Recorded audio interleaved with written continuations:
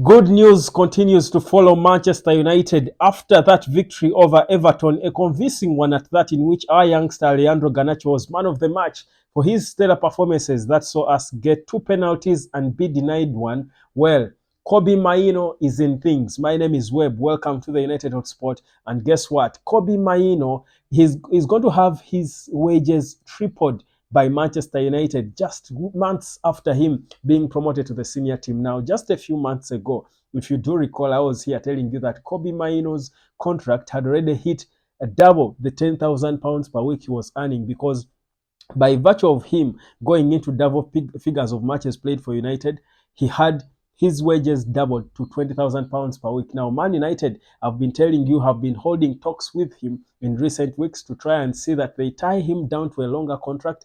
The initial one was set to end in 2027, but now United are saying they are ready to convince the young lad to stay and put pen to paper on a longer contract that will see him earning three times that. That is three times 20,000, which is £60,000 per week, and tie him down until 2030. They have made up their minds that he is an important player for the rebuild of Manchester United. I've been telling you before about the players that INEOS is certain are going to stay. They have been having talks with these players, so it is now done and dusted. They have agreed, both parties, that's Kobbie Mainoo's camp and Manchester United, that the player is so important, but he will sign the contract at the end of the season. But the terms have been agreed. Mainoo, remember, in about 14 games he has played, major games that he has played for us, he has scored, of course, we saw two goals, one in the FA Cup, but most importantly, the best goal in the Premier League last month of February against Wolves. He has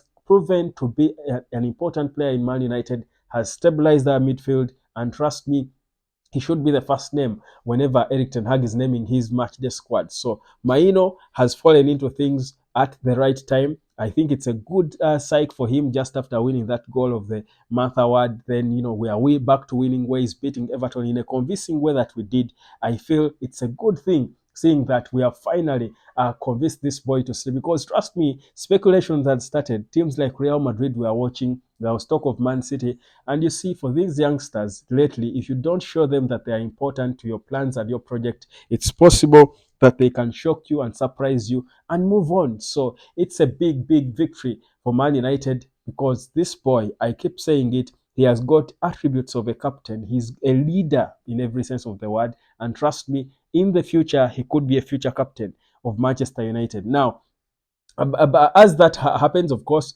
United is still trying to now to move on and focus on the Liverpool game that will be coming up just a few days after beating Everton. Another team from Merseyside is coming. We had a proper game plan. If I look at the Everton performance, I thought we played well. They were, of course, always going to enjoy a bit of time on the ball, which they did, but United as well did not respect them. We played like the home team. We were applying ourselves. We dominated the game. Garnacho was running into the box and of course forcing these Everton players into errors. Exactly what we expect from him. We could have won that game by 4 goals to nil had it been denied the penalty to Garnacho, the third penalty, but also him failing to keep himself up and score a goal for himself.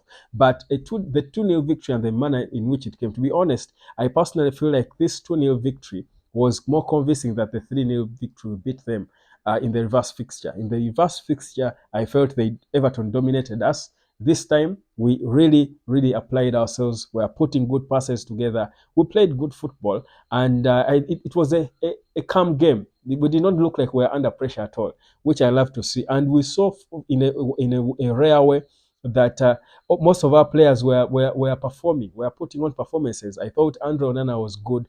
I thought Johnny Evans was, very tight in the back.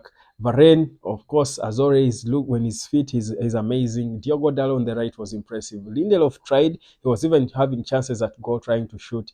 He played, I think, well on the left. In the middle, of course, Kobbie Mainoo was doing Kobbie Mainoo things. Casemiro started slow, grew into the game and calmed down. And, the tempo of the game remained calm and stayed in control. I thought Bruno Fernandes as well had a good game. He was, I think, for once we saw a bit of his creativity there in the game, because of course he was played on the right, but I thought he was, because he was more regulated. He was not all over the place. I thought he performed a little, better than he has been performing in recent games. Scott McTominay looked good in the number 10 role, honestly. I thought Scott McTominay did well in that position by his standards, not by every standard, but by his standards, I thought he did, decently well.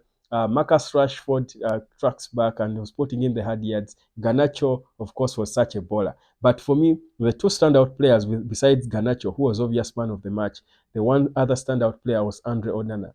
I think if Garnacho hadn't won us both of those penalties, Andre Onana was definitely going to be the man of the match. He kept us in the game, especially in the first half when they were coming at us. He was making saves that before you would expect would have gone past him. So every day, and like I've been saying, it's very important for Andre Onana to be performing. Every day, he seems to be becoming more confident and improving and performing better. And when that happens, Man United plays better. So that good performance has got a lot to do with the form that Andre Onana is beginning to realize. I like that there is calmness in the middle. Kobbie Mainoo and Casemiro are gelling more. They are understanding, each other more. I felt like our players did not run so much in last night's game. I thought they did not do so much. They were not slaves.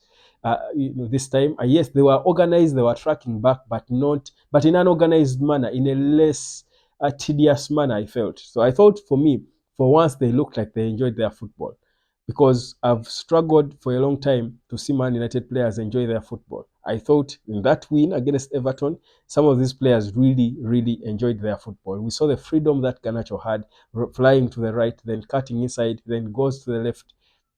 I thought it was a more interesting. We were watching United play football, not suffer to play football. They were free, they were expressive, and for me, I thought it's a good way for us to start. And such games, if Erik ten Hag continues to perform like that, I think he will make the decision very difficult. The decision to sack him will then be very difficult for Sir Jim Ratcliffe and INEOS. If we continue to win games like that, trust me, it will be very difficult for Erik ten Hag to be sacked, because many of us do have that feeling that we need to stick with him a little, that he could be the guy.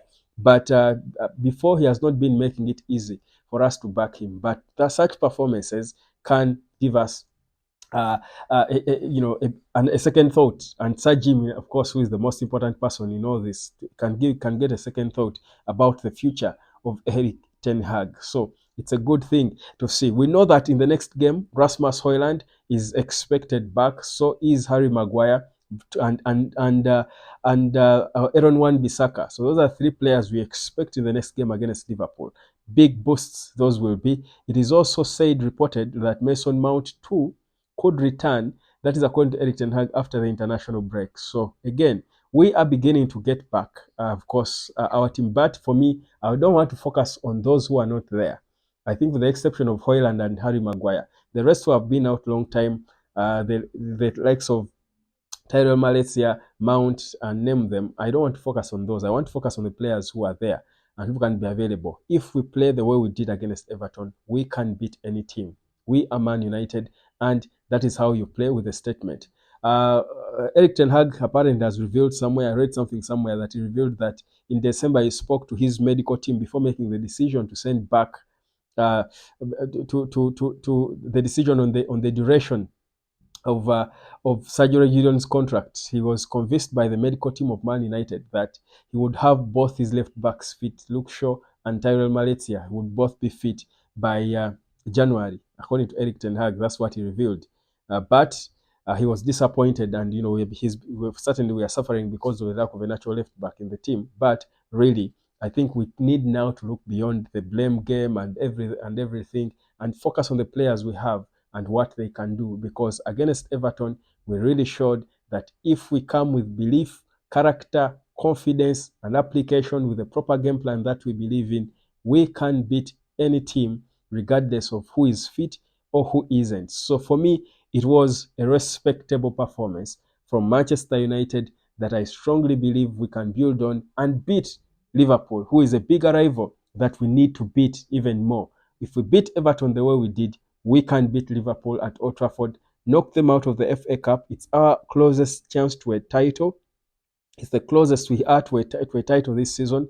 If we don't win the title, it's highly likely that top 5 will be extremely difficult for us. So we've got to, I think, give it all or nothing when it comes to the FA Cup. So that Liverpool game, trust me, is one that is going to be interesting in terms of deciding the fate of many of these players, perhaps Eric Ten Hag as well, but most importantly, the joy of Manchester United supporters. Because if we knocked out Liverpool, trust you me, higher chances are we will do better than finishing to at the final like we did in the previous FA Cup season, only to be beaten by Man City. We can win it. This will be our final before the final. Manchester United against Liverpool in the FA Cup quarter-final. For now, that's it. Thank you, Kobbie Mainoo. Congratulations on the new contract, and we do hope that this is going to be, of course, the birth of something new and exciting to come in the future of Manchester United. My name is Webb. Subscribe to the United Hotspot, and I'll catch you later.